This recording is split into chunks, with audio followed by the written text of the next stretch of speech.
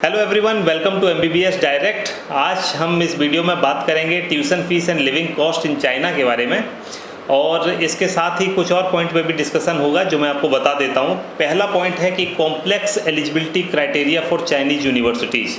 If you want to study MBBS in China then this is very important point, क्योंकि students को ये पता नहीं होता है कि कौन सी पर्टिकुलर यूनिवर्सिटी में उनकी एलिजिबिलिटी बन रही है और किस यूनिवर्सिटी में उनको अप्लाई नहीं करना चाहिए, क्योंकि वहाँ से रिजेक्शन हो जाएगा। तो ऐसा होता है ना कि स्टूडेंट्स वेट करते रह जाते हैं कि नहीं, इस यूनिवर्सिटी में अप्लाई किया है और वहाँ उनकी एलिजिबिलिटी होती नहीं, तो बाद में रिजेक्ट हो जाता है। तो एक पर्टिकुलर उस हिसाब से समझेंगे कि कौन सी यूनिवर्सिटी में एप्लीकेशन के एक्सेप्ट होने के चांसेस सबसे ज़्यादा हैं। इसके साथ ये भी देखेंगे कि अगर आप चाइनीज़ यूनिवर्सिटी में पढ़ाई कर रहे हैं तो वहाँ पर रहने के लिए आपकी लिविंग कॉस्ट कितनी होगी, जो पॉकेट मनी है या फिर ट्रांसपोर्टेशन का चार्ज है, ये सब चीज़ों को भी हम देखेंगे। तो लिविंग कॉस्ट को हम कवर करेंगे। इसके साथ ही हम देखेंगे प्रीफर्ड यूनिवर्सिटीज़ को। प्रीफर्ड यूनिवर्सिटी को बहुत करीब से समझेंगे, ग्रुप वाइज देखेंगे कि किस पर्टिकुलर ग्रुप में कौन सी यूनिवर्सिटी ज़्यादा बेहतर रहेगी। इसके अलावा हम 10 जो सबसे ज़्यादा बेहतर यूनिवर्सिटीज़ हैं उनके बारे में भी चर्चा करेंगे, उनके बारे में भी बताएंगे। और फिर जो सबसे इम्पॉर्टेंट चीज़ है कि आपको चाइनीज़ यूनिवर्सिटी में अगर अप्लाई करना है तो कब अप्लाई करना होगा। हर एक यूनिवर्सिटी के लिए बताएंगे कि कौन सी यूनिवर्सिटी में आप किस समय अप्लाई करें, तभी आपके एक्सेप्ट होने के चांसेस ज़्यादा हैं। तो आइए एक एक करके शुरू करते हैं। सबसे पहली चीज़ कि कॉम्प्लेक्स एलिजिबिलिटी क्राइटेरिया।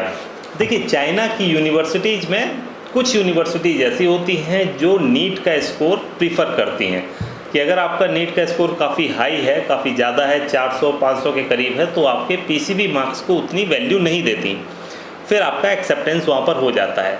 कुछ यूनिवर्सिटीज़ ऐसी होती हैं जिनको पीसीबी में भी एक पर्टिकुलर मार्क्स चाहिए होते हैं कि 70%, 65% व्हाट्सएवर। इसके अलावा उनको नीट में भी एक स्कोर चाहिए होता है। नीट में स्कोर का मतलब है कि उन्होंने कर दिया कि 200, 230, 250 ऐसा कुछ क्राइटेरिया भी वो लगाती हैं। तो ये तो दो चीज़ें होगी। कुछ यूनिवर्सिटीज़ ऐसी होती हैं जो नीट में केवल क्वालिफिकेशन मांगती हैं और पीसीबी के परसेंटेज पर ज़्यादा जोर देती हैं। तो फिर आपकी एलिजिबिलिटी क्राइटेरिया को समझने के लिए आपको इन तीनों चीज़ों पर गौर करना होगा। यानी कि सबसे पहले फोकस कीजिए आप अपना नीट स्कोर, और दूसरा है पीसीबी। ठीक है। अब मान लीजिए कोई स्टूडेंट है जिसका नीट स्कोर है 200 से अबव है और पीसीबी में परसेंटेज है 65, तो उनके लिए दो ऑप्शन रहते हैं। एक है फुजियान मेडिकल यूनिवर्सिटी और दूसरी है निंगजिया मेडिकल यूनिवर्सिटी।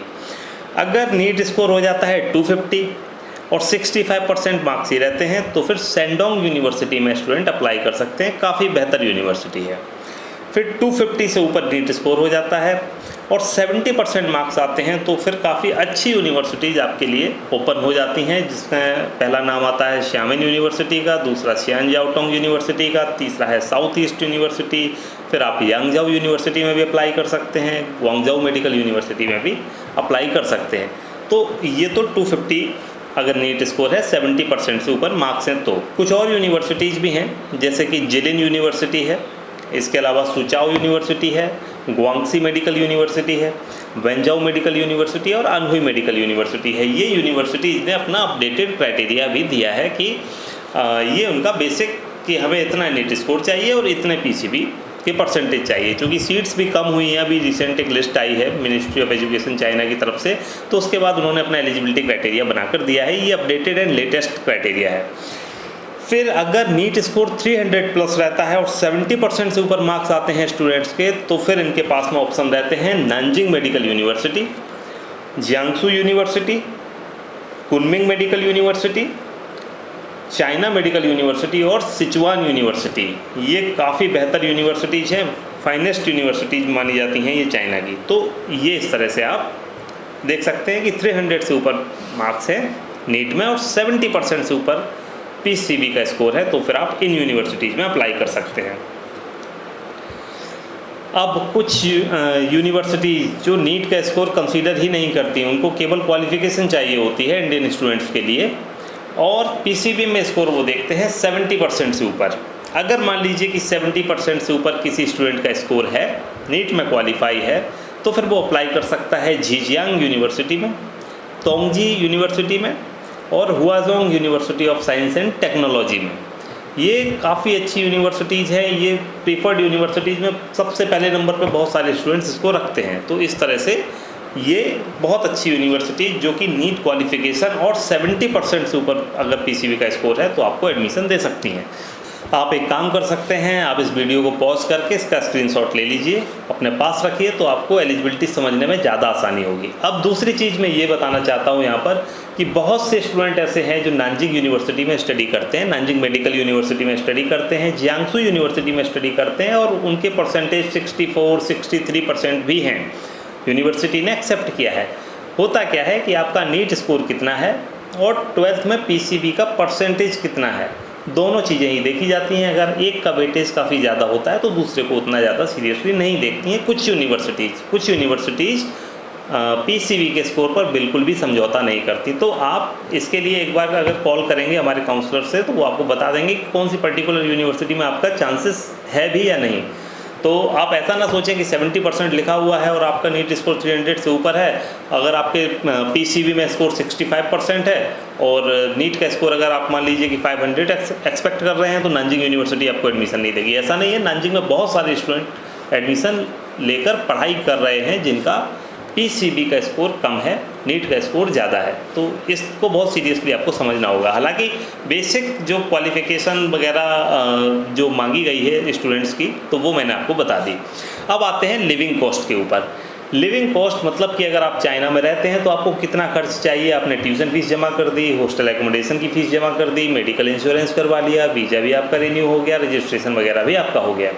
अब इसके अलावा आपको क्या खर्चे चाहिए होंगे। इसके अलावा आपके पास में ज़रूरत के लिए 4 चीज़ें हो जाती हैं जिसका खर्च आपको चाहिए होता है। पहला है आपकी फ़ूड कॉस्ट, सबसे मेजर कॉस्ट होती है फूड कॉस्ट। दूसरा है ट्रांसपोर्टेशन।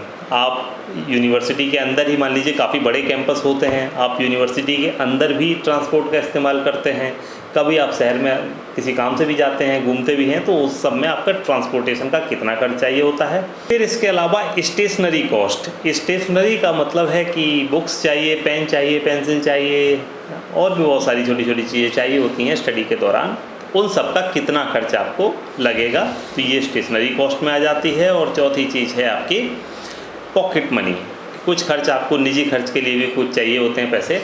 इन सब को अगर आप जोड़ें, जैसे कि आपकी फूड की कॉस्ट होती है 8000, ट्रांसपोर्टेशन 2000 और स्टेशनरी कॉस्ट भी आपको 2000 चाहिए और 5000 के करीब आपको पॉकेट मनी चाहिए।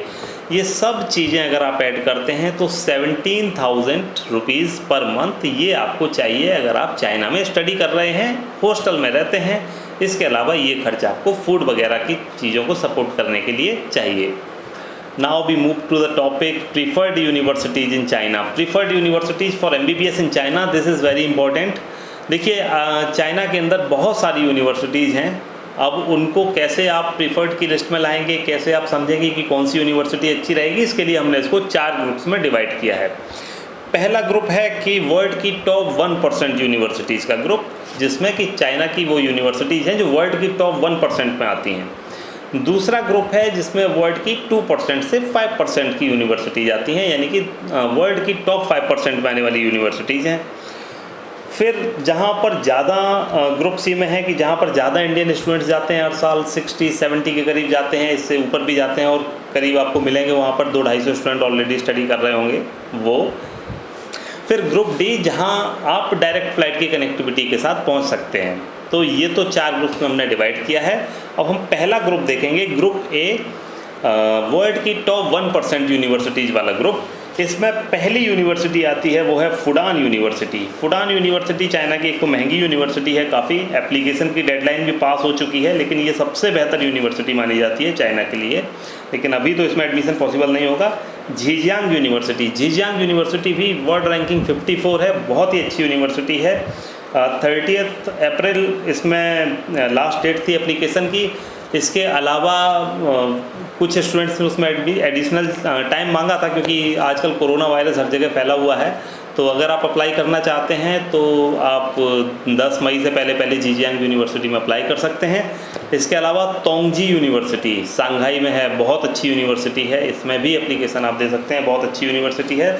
शामिन यूनिवर्सिटी, शियान जियाओटोंग यूनिवर्सिटी, फिर Huazhong university of science and technology, फिर है नानजिंग मेडिकल यूनिवर्सिटी, फिर झेंगजाओ यूनिवर्सिटी, जिलिन यूनिवर्सिटी और चाइना मेडिकल यूनिवर्सिटी। ये सारी यूनिवर्सिटी जो हैं ये वर्ल्ड की टॉप 1% यूनिवर्सिटीज़ में आती हैं। यानी कि किसी की वर्ल्ड रैंक आप देखेंगे तो 400 है, किसी की 200 है, किसी की 54 है। कुछ यूनिवर्सिटी की वर्ल्ड रैंक तो 50 के भी अंदर है, जैसे फुडान यूनिवर्सिटी, झिंजियांग यूनिवर्सिटी, तो बहुत ही अच्छी यूनिवर्सिटी हैं। ये वर्ल्ड की टॉप 1% यूनिवर्सिटीज़ में आती हैं। फिर आता है ग्रुप बी। ग्रुप बी का मतलब है कि ग्रुप ए जैसी क्रीमी लेयर की यूनिवर्सिटीज़ तो नहीं है, ये तो बहुत ही बेस्ट ऑफ द बेस्ट हो गई है, लेकिन 2 से 5% की मतलब बहुत अच्छी ए ग्रेड की यूनिवर्सिटीज़, इनके बारे में जान लेते हैं। ये है, पहला है कुनमिंग मेडिकल यूनिवर्सिटी, दूसरा है सिचुआन यूनिवर्सिटी, तीसरा है जियांगसू यूनिवर्सिटी, चौथा है सुचाओ यूनिवर्सिटी, फिर साउथ ईस्ट यूनिवर्सिटी और सेंडोंग यूनिवर्सिटीज़।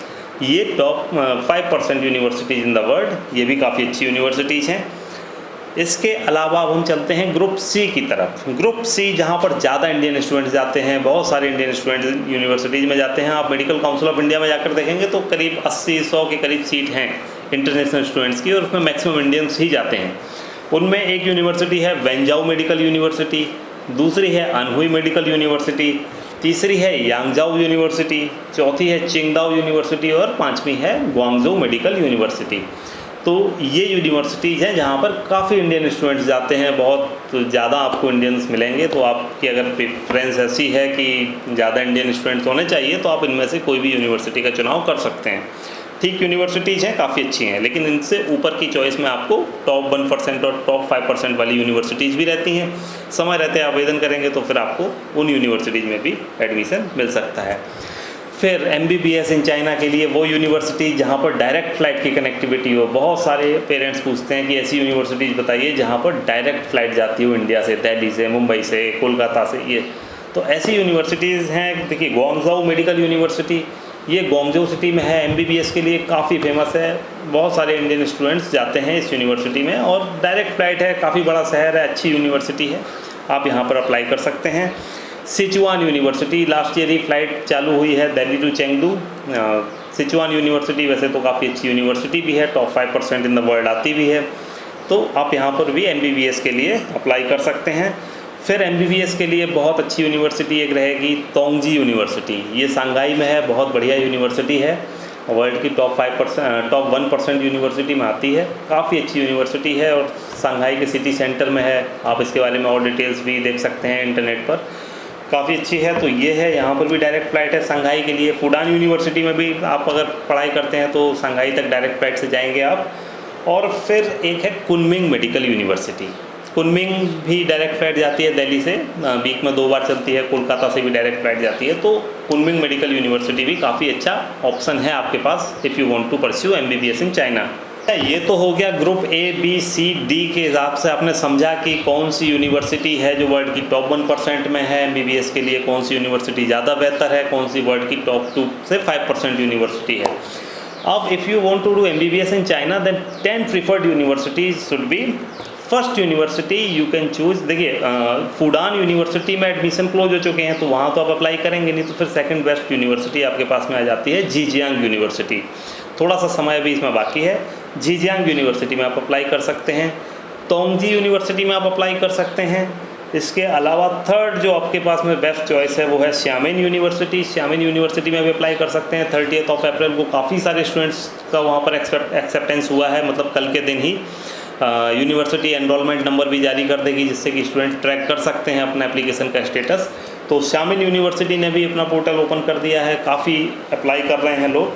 सियान जियाओटोंग यूनिवर्सिटी, ये भी काफ़ी अच्छी यूनिवर्सिटी है, यहाँ पर भी आप अप्लाई कर सकते हैं। फोर्थ चॉइस है आपकी। फिफ्थ पे रहनी चाहिए नानजिंग मेडिकल यूनिवर्सिटी, 6th पे चाइना मेडिकल यूनिवर्सिटी, 7th पे सिचुआन यूनिवर्सिटी, 8th पे कुनमिंग मेडिकल यूनिवर्सिटी, 9th पे जिलिन यूनिवर्सिटी और 10th पे सेंडोंग यूनिवर्सिटी। ये 10 preferred university for MBBS in China. इसको आप नोट कर लीजिए, ये काफ़ी अच्छी तरह से एनालाइज करके रिपोर्ट बनाई है, तो इसमें आप ये देख सकते हैं। आप इसके बारे में डिटेल्स में सर्च भी कर सकते हैं, आप अपना इंटरनेट पर अपने हिसाब से रिसर्च कीजिए। ये काफ़ी अच्छी यूनिवर्सिटीज़ हैं MBBS के लिए चाइना के अंदर। फिर देखिए कि व्हेन टू अप्लाई। ये बहुत ज़्यादा ज़रूरी है कि if you want to do MBBS in China then when you should apply for university in China. अब देखिए, अगर आप ग्रुप ए की यूनिवर्सिटी में अप्लाई करना चाहते हैं, ग्रुप ए मतलब वर्ल्ड की टॉप 1% यूनिवर्सिटी वाला ग्रुप, अगर आप इसमें अप्लाई करना चाहते हैं तो आपको अप्लाई करना चाहिए 15 मई से पहले। इसको आप ध्यान रख लीजिए कि 15 मई से पहले आपको अप्लाई करना चाहिए। अगर आप जीजियांग यूनिवर्सिटी में पढ़ाई करना चाहते हैं, तोंगजी यूनिवर्सिटी में पढ़ाई करना चाहते हैं, और भी जो टॉप रेटेड हैं श्यामिन यूनिवर्सिटी में अप्लाई करना चाहते हैं, तो 15 मई तक आपको अप्लाई करना ही होगा। अगर आप ग्रुप बी की यूनिवर्सिटी में पढ़ाई करना चाहते हैं, ग्रुप बी और डी का मतलब एक तो जहाँ पर ज़्यादा इंडियन स्टूडेंट है, फ्लाइट की कनेक्टिविटी है, और जो टॉप की 5% की यूनिवर्सिटीज़ में आती हैं जैसे कि कुनमिंग वगैरह, इसमें आप वेट कर सकते हैं 20 जून तक। आप 20 जून के बाद भी अप्लाई करेंगे, 20 जून के आसपास भी अप्लाई करेंगे तो हो जाएगा आपका एडमिशन। इतनी सीट्स इसमें रहती हैं, इतनी ज़्यादा डिमांड में नहीं रहती यूनिवर्सिटी। एकदम से क्रीमी लेयर की यूनिवर्सिटीज़ में ना मानिए कि जिसमें सबसे पहले स्टूडेंट्स इसी में अप्लाई कर सकते हैं, तो थोड़ा सा आपको टाइम मिल जाएगा, आप 20 जून तक अप्लाई कर सकते हैं। फिर ग्रुप सी की यूनिवर्सिटी जाती हैं जहाँ पर काफ़ी इंडियन स्टूडेंट्स जाते हैं, जैसे कि यांगजाओ यूनिवर्सिटी है, चिंगदाओ यूनिवर्सिटी है, ग्वांगझो मेडिकल यूनिवर्सिटी है। इसमें आप आराम से समय लेके अप्लाई कर सकते हैं। नीट का रिजल्ट आ जाए उसके बाद भी आप अप्लाई कर दीजिए, कोई परेशानी नहीं है, इसमें आपको सीट मिल जाएगी, क्योंकि इसमें इतना समय रहता है। ये वर्ल्ड की टॉप 5% और टॉप 2%, 1% वाली यूनिवर्सिटीज़ नहीं है, तो इसमें आपको काफ़ी समय मिलेगा। आप इसमें अप्लाई कर सकते हैं नीट के रिजल्ट के बाद। अगर आपको टॉप में चाहिए तो आपको फिर जल्दी अप्लाई करना पड़ेगा। फिर एक बात आती है कि अप्लाई कैसे करें जब नीट का रिजल्ट ही नहीं है हमारे पास में, जब हमने नीट में अपीयर ही नहीं किया है इस बार। तो देखिए, यूनिवर्सिटी ने अपना पोर्टल ओपन कर दिया है। यूनिवर्सिटी में इंटरनेशनल सीट्स होती हैं, कोई इंडियन सीट्स तो होती नहीं है। आप इसमें अप्लाई करना चाहें तो अप्लाई कर सकते हैं, और आप ना चाहें तो आप ना कर सकते हैं। लेकिन दूसरी कंट्री के लोग जहाँ पर नीट कंपलसरी नहीं है जिनके लिए, वो लोग तो अप्लाई करते हैं, तो वो सीट इंटरनेशनल सीट्स में से वो कम होती रहती हैं, और जो इंडियन स्टूडेंट्स हैं उनके लिए कम बचती हैं। क्योंकि आप अगर लेट में अप्लाई करेंगे, अगर यूनिवर्सिटी की इंटरनेशनल सीट्स अदर कंट्रीज़ के स्टूडेंट्स के साथ में फुल हो चुकी होगी, तो आपको वहाँ पर सीट नहीं मिलेगी। ये सिंपल सी बात है इसमें। और साथ में ही आपको ये भी पता होगा कि नीट जो है वो 3 साल तक के लिए वैलिड रहता है। अगर कोई 2018 में भी नीट में पास है तो वो भी अप्लाई कर सकता है, 2019 के पास स्टूडेंट भी अप्लाई कर सकते हैं, और 2020 वाले तो जब नीट का रिजल्ट आ जाएगा तो उसके बाद अप्लाई करेंगे। अगर तो इसमें क्या होता है कि सीट्स तो फिल होती रहती हैं। मान लीजिए जैसे श्यामिन यूनिवर्सिटी है, उसमें बहुत सारे स्टूडेंट अप्लाई किए जो 2019 में नीट क्वालिफाइड थे, जिनके नीट का स्कोर 300 समथिंग था, उन्होंने अप्लाई कर दिया। तो अब आगे आने वाले स्टूडेंट्स के लिए सीट्स कम होती जाती हैं, और वैसे भी 40 सीट्स हैं इंटरनेशनल स्टूडेंट्स के लिए श्यामिन यूनिवर्सिटी में। आप अपना गणित खुद से लगा सकते हैं। आप अगर वेट करेंगे नीट के रिजल्ट के बाद भी आपको किसी यूनिवर्सिटी में ज़रूर सीट मिलेगी।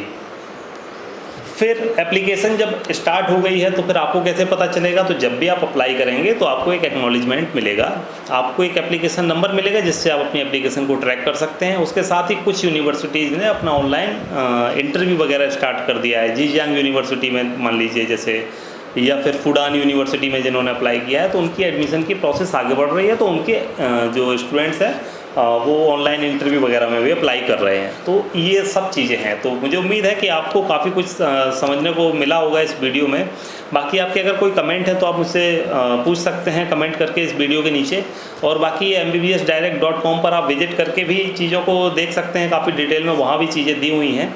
तो ये तो था आज का टॉपिक जिसमें हमने डिस्कस किया कि चाइना के अंदर प्रीफर्ड यूनिवर्सिटीज़ कौन सी हैं, कॉम्प्लेक्स एलिजिबिलिटी क्राइटेरिया को कैसे आसानी से समझें, लिविंग कॉस्ट को जाना, और अप्लाई कब करना चाहिए इसके बारे में समझा। अगर आपके कोई सवाल हैं जो आप पूछना चाहते हैं MBBS इन चाइना से रिलेटेड, तो आप फिर कमेंट करके पूछ सकते हैं। आप हमारी हेल्पलाइन नंबर पर भी कॉल कर सकते हैं, और व्हाट्सएप का जो नंबर दिया हुआ है नीचे, आप इस पर भी जुड़कर सारी जानकारी को ले सकते हैं। बाकी आप मुझे बताएं कि इनमें से कौन सी यूनिवर्सिटी प्रीफर्ड की लिस्ट में जो हमने बताई वो आपकी भी लिस्ट में है। तो इसके बारे में अगर आपको कोई भी यूनिवर्सिटी संबंधी जानकारी चाहिए हो तो आप नीचे कमेंट करें। Thank you very much. जुड़े रहें MBBS डायरेक्ट के साथ में। बहुत बहुत धन्यवाद।